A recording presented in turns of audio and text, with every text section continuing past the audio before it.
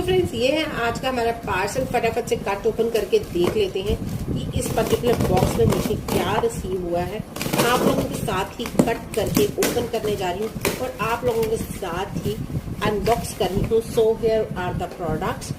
ये है M caffeine का naked and raw espresso coffee face wash और साथ ही साथ है naked and raw coffee body scrub. तो ये हैं दो प्रोडक्ट्स जो मैंने ऑर्डर किए थे और यही मुझे रिसीव हुए। Thank you for watching. Thank you for giving your time. Take care. Stay blessed. Bye bye.